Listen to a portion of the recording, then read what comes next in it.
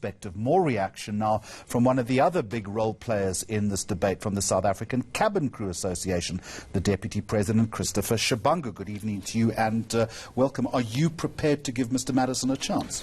Good evening, Jeremy, and good evening to your viewers, and thank you very much for the opportunity. Now, let's go back to what first of all, you've just mentioned the name that I've just had for the first time right now. As SAA and NUMSA, we have had a meeting today. We just finished about an hour ago, since 2 o'clock, and we're together. However, we have a certain condition. So when I say certain condition, what I'm trying to say is that, first of all, if ever there's going to be a voluntary business rescue, it should involve unions. We didn't even know that there's somebody that's been chosen already. The name that you've just mentioned right now, we don't know. So what we're saying as unions, the 3 unions now, which is Solidarity, South African Cabin Crew Association, and NUMSA, we're saying, give us an opportunity to also be involved in choosing who the administrator will be. Reason for that is that we think. Well, you've missed that plane because he's been chosen already. So if you're not happy with the process, what are you going to do now? We haven't missed that plane because we have sent a letter to SAA's lawyers about around 4 o'clock today, where we said to them we're giving them until 9 o'clock tomorrow morning to give us an opportunity to engage with them so that we can actually have a choice also. We can be involved. Sorry, let me get this right.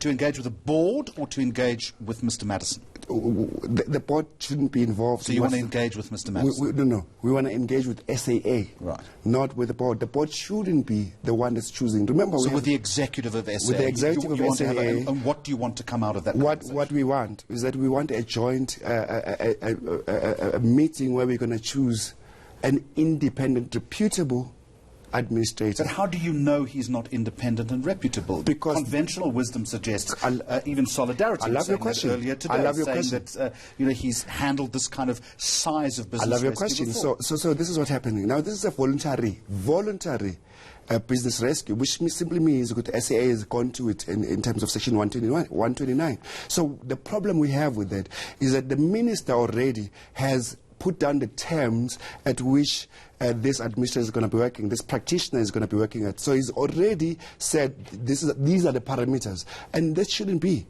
So when I say that shouldn't be, it means an independent practitioner should come and say, this is where I identify problems and this is what needs to be done. You cannot come and say you are doing a business rescue, you're a business rescue practitioner, but yet you're working on certain parameters. You can't.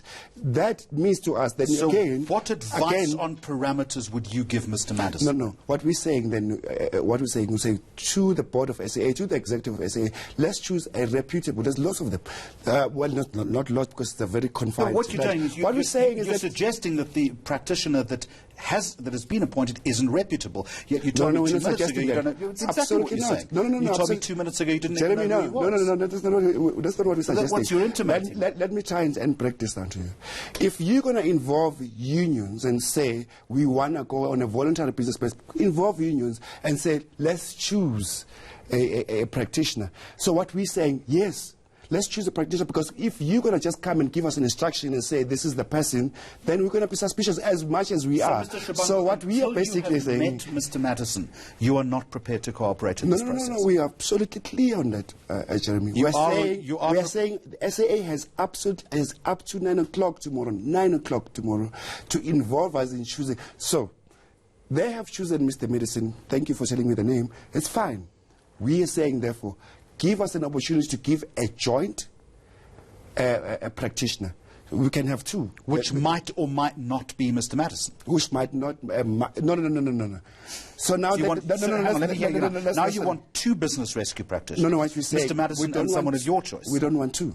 Well, what we had said. No, hear me, Jeremy. Hear me out.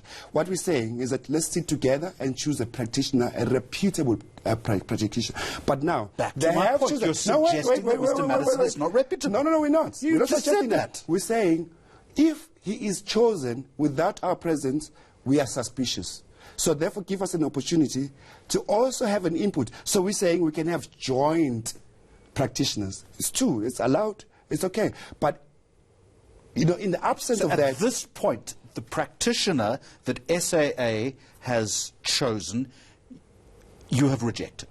We haven't rejected, but we haven't accepted either. So at the end of the day, what we're saying is that we want an engagement. We have sent letters to their lawyers. We have said to them we want to have a joint meeting where we're going to choose together a reputable a practitioner. So in this case, what we're saying that if you're going to be choosing anybody, maybe let me just concede, if ever you're going to be choosing anybody in our absence, we're going to be suspicious. Until you allow us a space where we're going to sit together and then choose together. Right, so you've given SAA a deadline of 9 o'clock tomorrow morning. Yes. If you haven't heard from them, what then? If we haven't heard from them at 9 o'clock tomorrow, absolutely we're going to exercise our rights. What does that mean? It simply means we have to exercise our options, whatever that we need to do. But we're not backing down. Actually, let me break it down to you. What are you saying? You're going to go out and strike again? No. What we're saying is that now this has moved from strike to legal space. That's what it has moved to.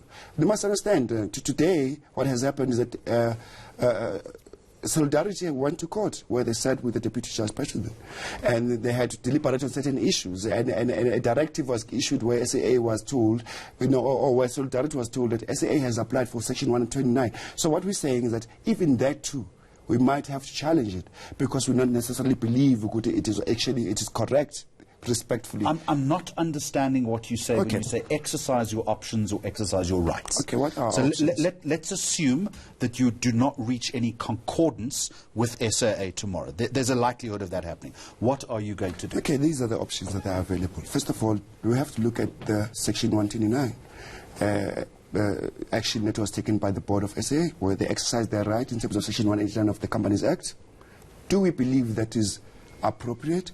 Do you believe that the directive that was issued today was correct? No, we don't. We don't think it is correct. We might have to challenge that.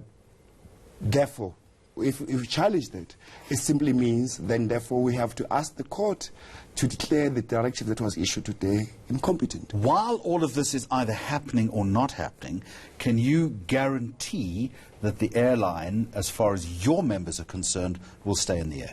No, I cannot guarantee that. But I love your question. The question now takes me back to why they even went to strike in the first place.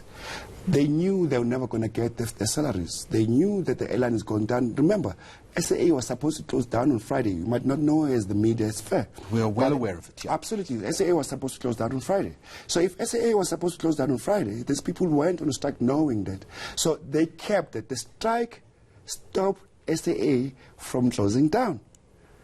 So what I'm trying to tell you right now is that we as unions are absolutely willing and open to doing everything possible to make sure that that airline opens. Now, the Section 129 that SAA has decided to go on and going on a voluntary as business rescue, it's something that they're supposed to have done last year already. They have had advice to do that last year already. They didn't do it. It's late now to do this now. But we, as three unions at the present time, which is Solidarity, SACA and NUMSA, we've sat down and analyzed the situation, and we said, you know what, let's go with them. Let's assist this because we want our workers to keep their jobs. Let's go with them. But it should not be an ambush because, listen, Mr. Jerry. Surely your workers will keep their jobs if you cooperate with the business practitioner. No, they have a better chance. Jeremy, there's two things. Why would you want to give 2 billion to the same setup? In other words, even you yourself, even if you're an investor, you can give me 10 billion. If the status quo of South African Airways and how it's run and how it's structured, and you give me 10 billion, it's simply going to just say we're going to run for 10 months and go back to the same situation. So now what we're saying as SACA and NUMSA and Solidarity, we're saying no. It shouldn't be that. Don't give us money just for the sake of giving us money, but let's have concrete, precise engagements that are going to deal with who is going to be running the line. Mr. Shabangu, I think you and I could argue this for the rest of the evening, but we wait for the 9 o'clock deadline tomorrow morning. Thank you very much for joining us. My pleasure.